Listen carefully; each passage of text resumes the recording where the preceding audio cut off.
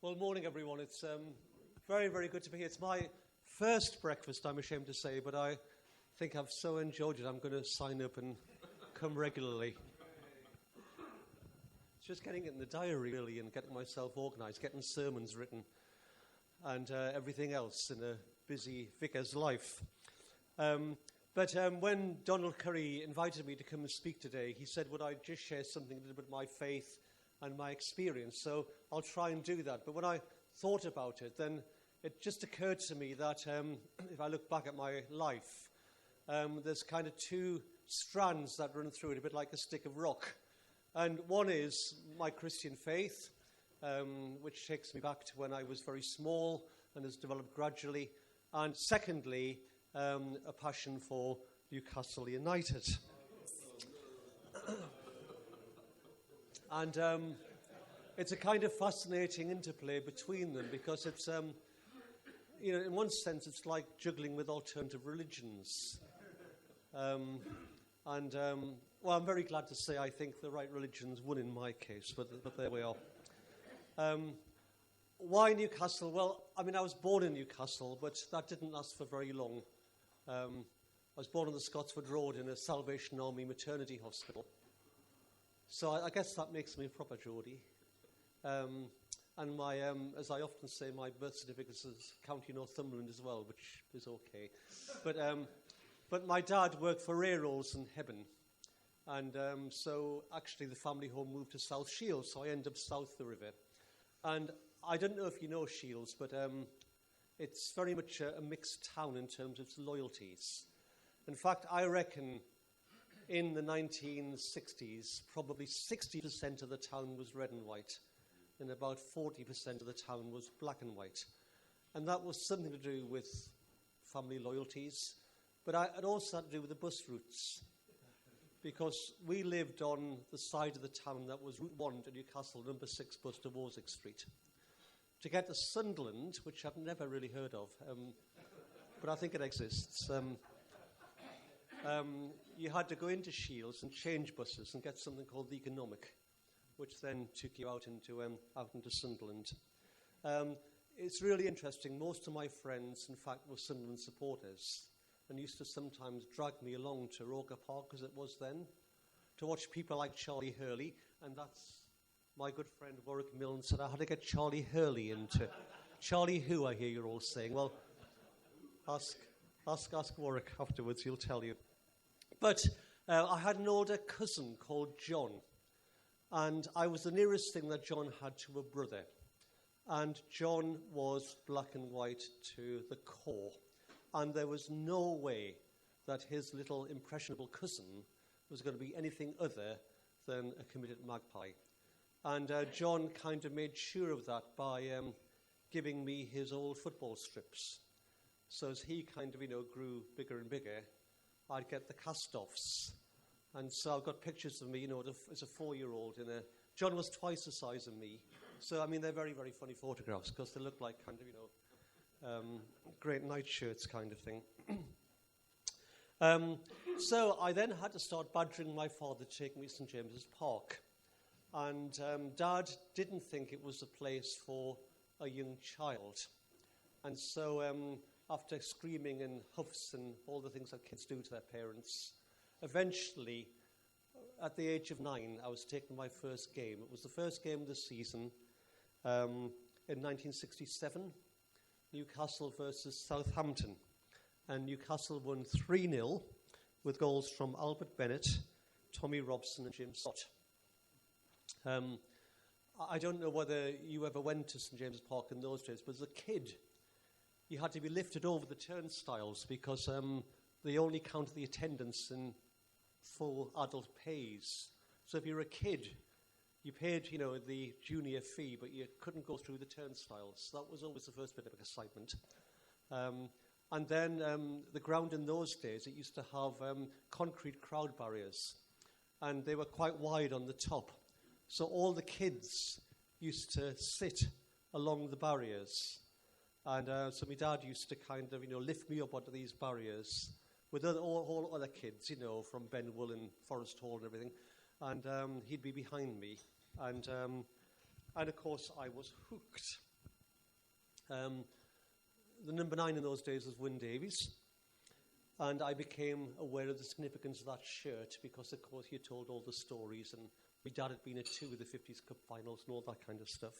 Although I fancied myself being a goalie, and Gordon Marshall, in fact, was the goalkeeper in those days before Willie McFall. Now, the place I grew up in Shields was a place called Simonside, which is on the Jarrow end of the town.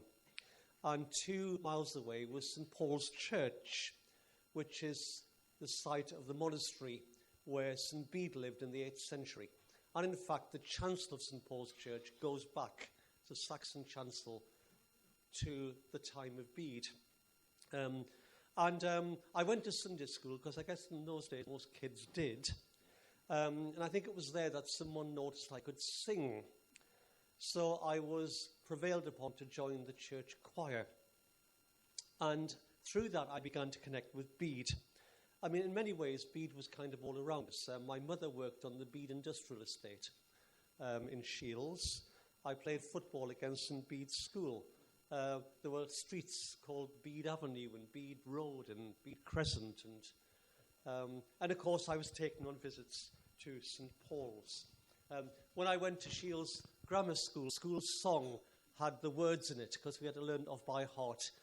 Outpost England touched by Roman, storied by our father, Bede. When I was at Durham Cathedral and the university used to have its graduation ceremonies, I always remember the orator used to say, when Oxford was a wind-swept ridge and Cambridge was a bog, the cradle of learning was actually in Northumbria. All centred around the monasteries of Wearmouth, Jarrow, Lindisfarne, Melrose, Ripon. And I had an English teacher at grammar school. He was a fantastic guy. Gave me a love of particularly Wordsworth's poetry, Shakespeare.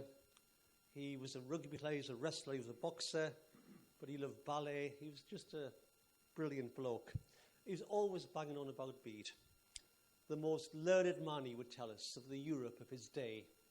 And he came from what's now South Tyneside. And of course, Bede was a polymath. He was a linguist.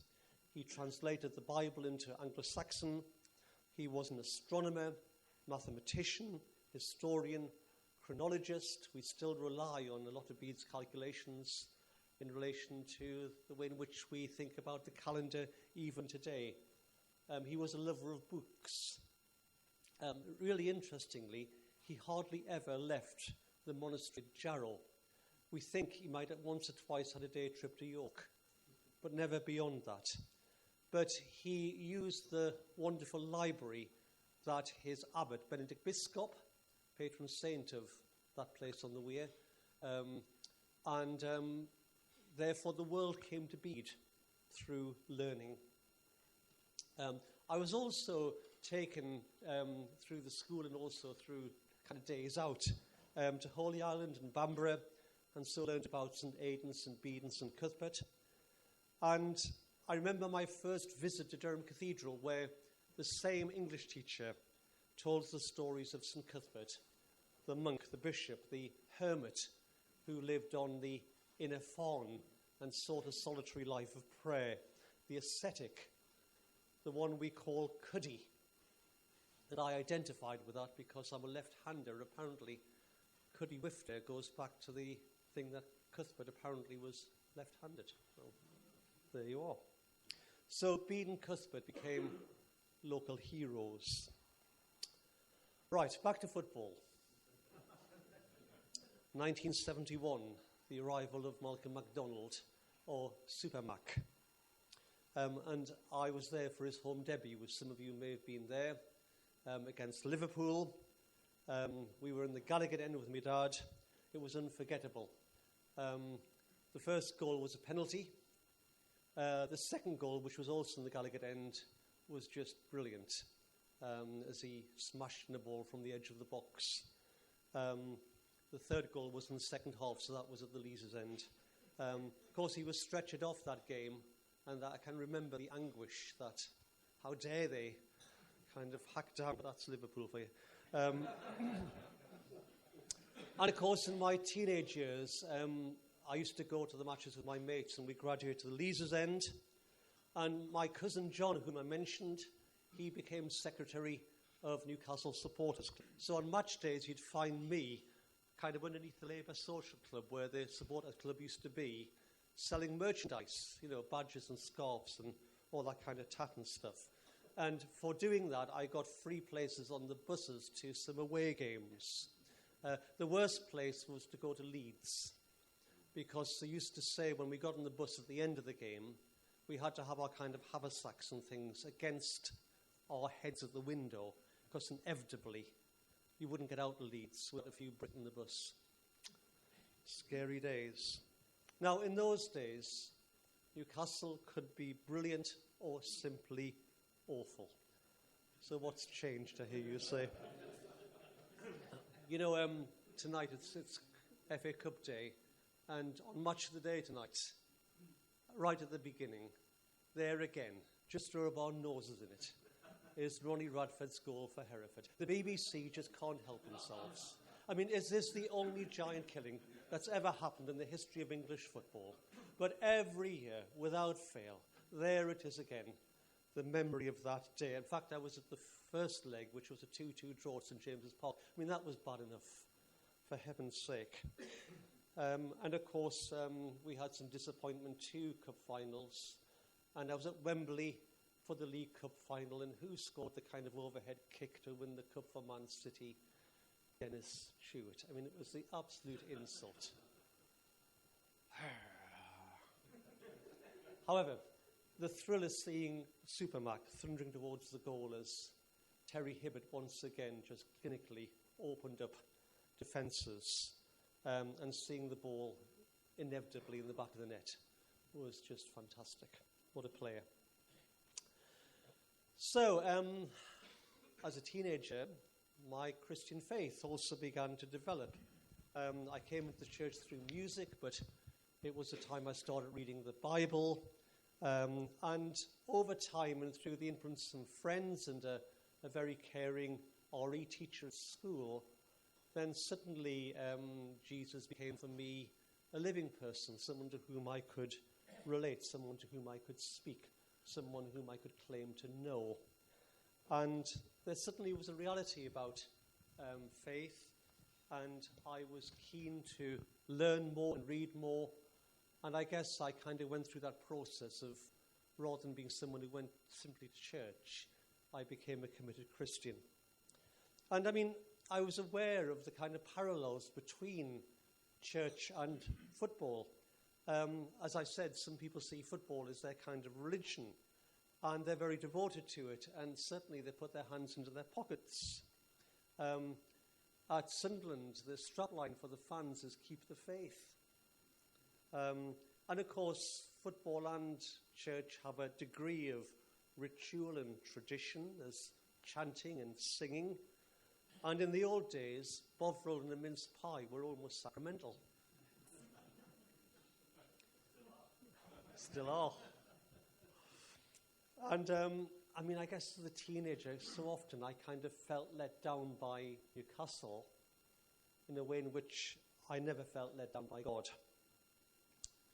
And the terraces, particularly back in the 70s and 80s, before grounds changed, it wasn't always very pleasant. I mean, the language and the chanting, the racism, the sexism. Do you remember they used to make young women walk along the terraces selling golden goal tickets? And if you heard what was said to them, crumbs. And the Derby games, it wasn't just that Sunderland Newcastle, or some Newcastle fans didn't like each other. They absolutely despised each other. And whereas in church, it was very, very different. And I found that appealing. And I was finding that the Christian faith was giving me very positive values, and I guess a life philosophy that football simply wasn't. It was challenging me about the kind of person I was becoming, and to a life commitment that was essentially about serving others. And for me, that led eventually to ordination, and I started my ministry in Spennymoor.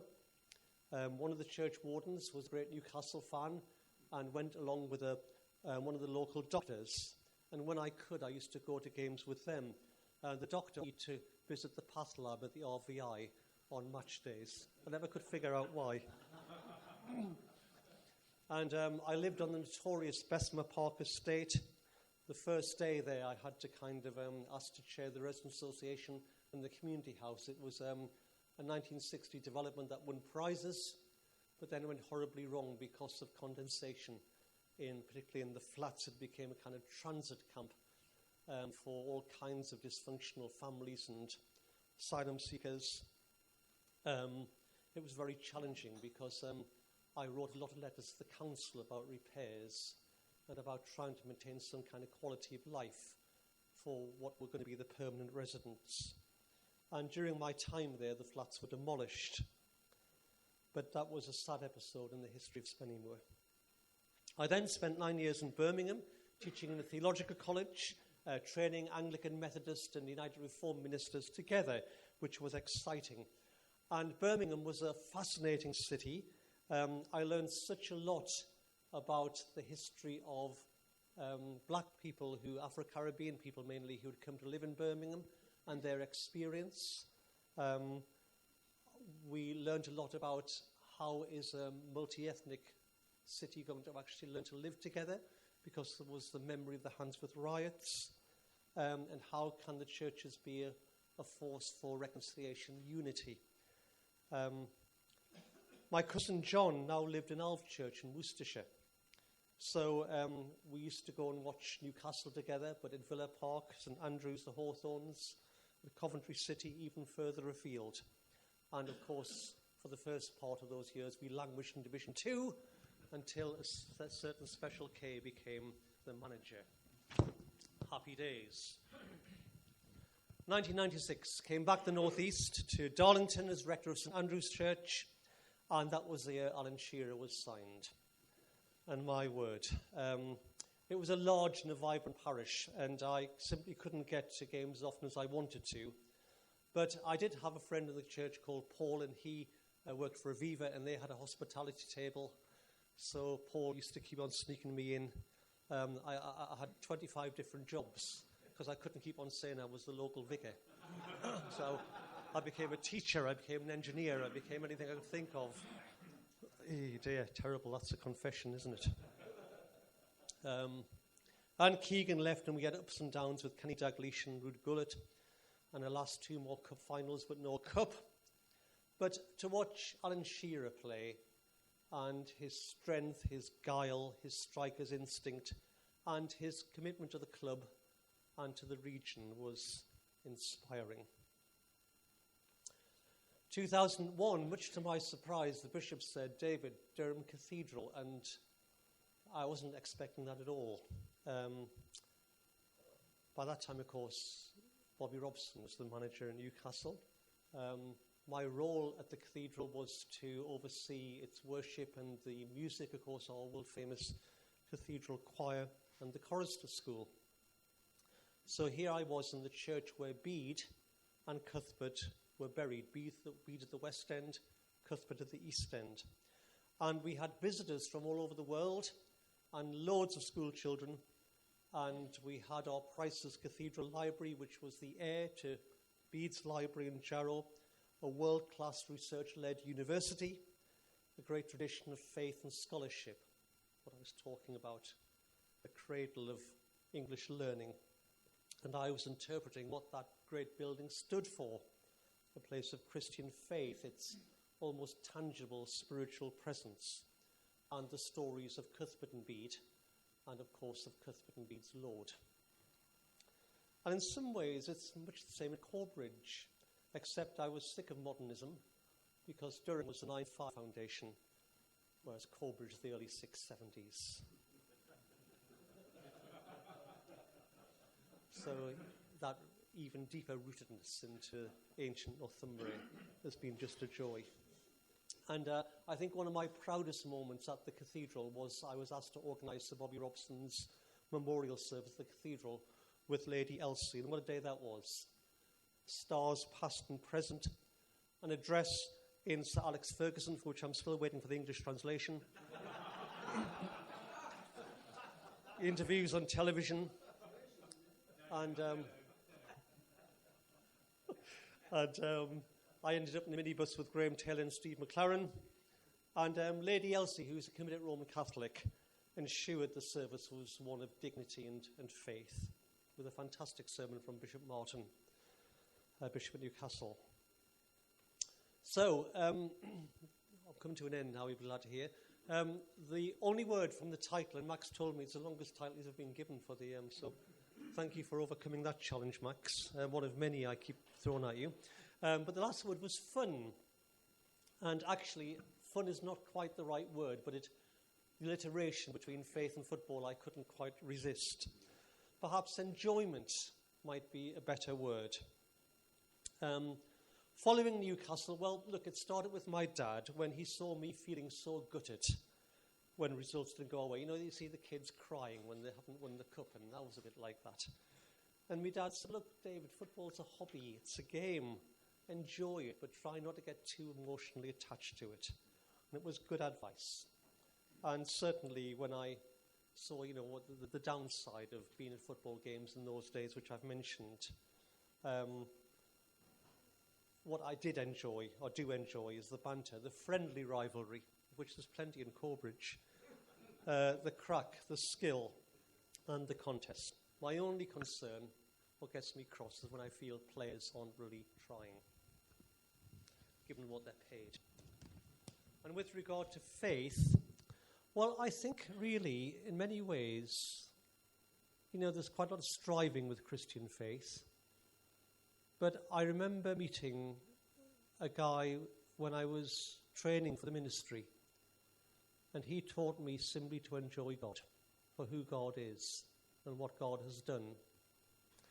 And that has become so important for my Christian identity, because I see faith really as a journey, an adventure, something that excites me and challenges me, something that keeps revealing new things and new insights. And through the church, I've met the most fantastic human beings whose faith and service inspires me. And that's through a whole variety of Christian churches and Christian traditions. And I think I've learned to celebrate their strengths. So I enjoy football, and I enjoy being a Christian. And I celebrate our local heroes, SuperMac and Shearer, Cuthbert and Bede. Thank you.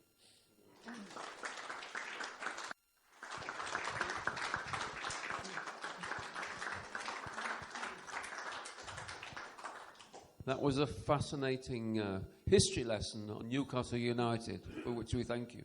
Has anybody got questions? I'm sure there are. Bill. Suggestion and a question. If you want a different F instead of fun, try fulfillment. Yeah. Right. From what you were saying, that sounds like it would fit well. The question is, one aspect of parallel between football and church life that you haven't mentioned, perhaps you could say something about it. What about working as a team? Working as a team, yeah.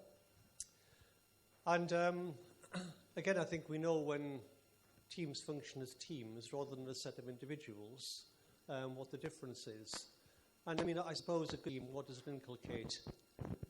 Loyalty, a kind of shared vision, a degree of selflessness.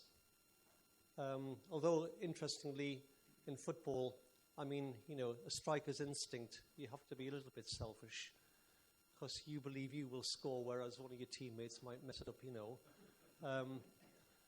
And I mean, certainly I think within the life of the church, and it's an area in which, for example, the church has changed enormously in my time, because I grew up with a model of church where really the vicar did everything. And I mean everything. And often the church flourished or struggled simply on the capabilities of whoever was leading the show, you know. Whereas I think now we instinctively work in teams. And I mean, to me, that is more biblical. It's actually, it honours what the Holy Spirit is doing in the lives of Christians, for example. And somehow, but of course, as within a church, you've got to sometimes work and struggle to get a united vision and to get everyone pulling for the same ends. So even within the life of the church, I think some people perhaps only see it as fulfilling their own needs. And we all have them, But to me, it's much more than that. It's about serving a community, and it's about actually together trying to see what God is doing and trying to cooperate with God. So yes, it's a good point. But fulfillment, yes. I mean, I feel the privilege of saying I feel a very fulfilled human being. Yeah.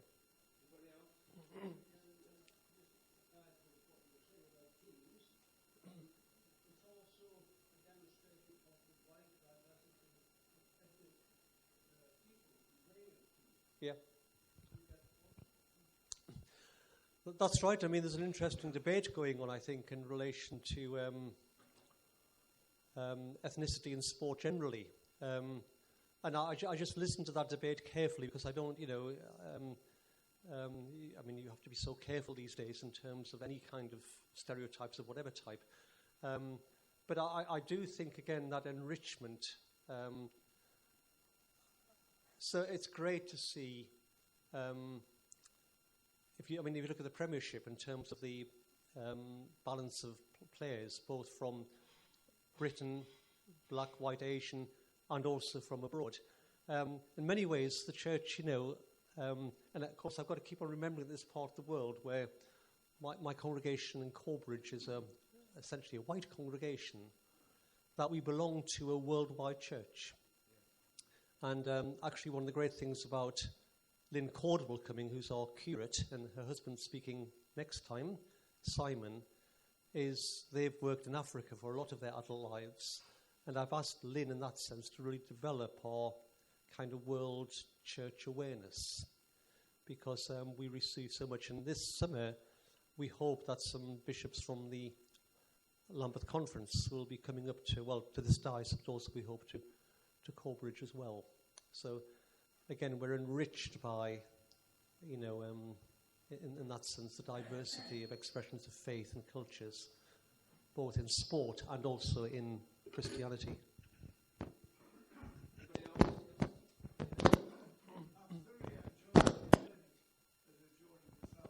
Yeah.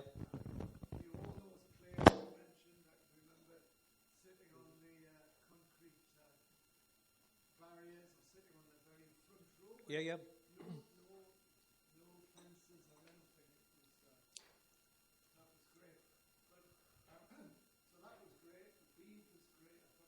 Yep.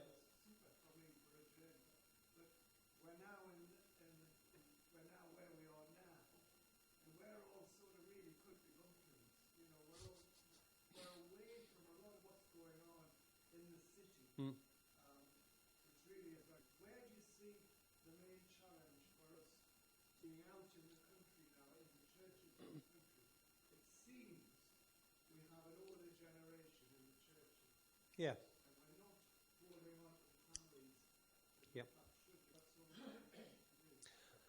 Thank you. And I mean, that's something with which I engage and pray about daily. It's really at the top of my consciousness in terms of how we begin to reconnect. And I mean, I must admit, I've noticed that the culture is different from, working Durham Cathedral was a bit strange because it was a strange place to work. And you could be beguiled because, in fact, the cathedral congregation, there were a lot of people of, 50 plus, but there were an awful lot of young adults as well, partly being the university. But then we also found that people would stay in Durham and they then have children. So, in fact, we had a thriving children's work going on in the cathedral. But then since coming to Corbridge, it's been harder to reconnect with families than I thought it would be, if I'm honest. And that may say something about what's actually happened over the last 20 years. On the other hand, we actually have, I saw some fascinating statistics from the Archdeacon the other day. And in the Diocese of Newcastle, if you're looking at things like congregation size and the numbers of things like baptisms, weddings and funerals with which the church is involved, and if you're looking at giving, then essentially the rural church is holding its own. It's not particularly growing, but it's not plummeting. If you look then at the statistics from the city and the conurbation, North Tyneside, there's quite a marked decline in all of those areas, which partly says to me that we have an opportunity within the rural communities, in that sense, to strengthen and make sure that we are maintaining, but also trying to kind of get into growth. And that will mean, I think, new and imaginative ways of trying to connect with people. So, I mean, it's an interesting picture. I think I'm probably still sizing it up, because I wanted really a year to have a good look around and see what's happening. The question is how we're going to set the compass now for the next few years, certainly at Corbridge, and I hope as area dean with other churches in that bit of the diocese. But it's going to be challenging. There's going to be some hard work and hard praying having to be done, I think. Yeah. Anybody else? Who scored the most number of goals for Newcastle in any one game? In any one game? Len, I think. Shackleton. Yes. Against Newport County. 6, wasn't it? Yeah. 13-0. Yeah, he did. 5, didn't he? Yeah. I remember that, Ian. I won't ask about Johnny Hurley. You and I have discussed many times the fact that we're a similar age, when matches Newcastle, we started with the same season, roughly the same age. What I didn't realise was your retail experience that you mentioned. Ah, yes. Selling the tax. Yeah. Which I might have thought of you. You might. Since you've been at St Andrews, which is almost 15 months now, Yeah. the number of events that the church, that most people know, have increased. And it includes church-based fundraising on Saturday. Correct? Mm-hmm. Can I suggest you use your retail experience to set up a stall at Drake, selling Bob London mince pies?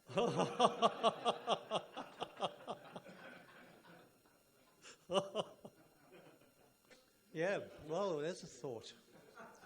Yeah. When I have a bit of, when I sit and, I've got to be careful about pies now, but, when you have a bit of me time, and sometimes if I do go to a match, I'll just get myself a Bob and mince pie and just have a little bit of me time. It's lovely. Yeah, makes... But naughty, shouldn't be... Any more questions? No? Okay. Thank you, David, again. I have to add, you haven't mentioned Message Church, which you and I are involved in Yeah. quite a bit, which is obviously encouraging young people to come into the church. Yeah, that's right. Message Church is great fun. Yeah. And Duncan was just saying I was in a tent at the last one and being fired with all kinds of questions.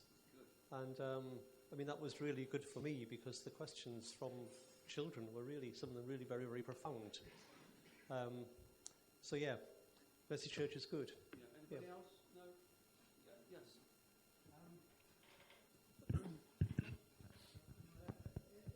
a famous football match 2 years ago, the hand of God was supposed to have played a decisive role in the result.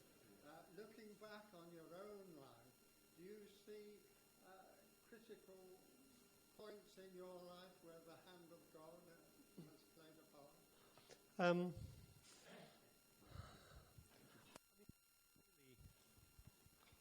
I think prepared me for the life I have lived. If you know Simonside and South Shields, it's a very unpretentious place. And I was lucky enough in that sense. I guess the first break was to pass the 11th plus. And grammar school did a lot for me. And the teacher I mentioned, a guy called Fred Gray, to whom I owe such a lot, was someone who believed in me. I can see the hand of God in that. And then I think my Christian experience, which just put certain key people in my path at the right time. Because I could have, just looking at the choir I first joined, as we went through, I was teenage years, it was, teenage boys and girls, and we all enjoyed singing. And then as we got older and got to university years, we all went to the pub. So I could have gone to the church for the wine, women and song, I guess. And that could have been it. But actually it didn't, because I think God's hand on me led me into what I call a living faith, which eventually led me into ordination. And as I say, when I was ordained, if you'd said to me one day I would work for 17 years at Durham Cathedral, I just wouldn't have believed you. So, it's been a blessed life from that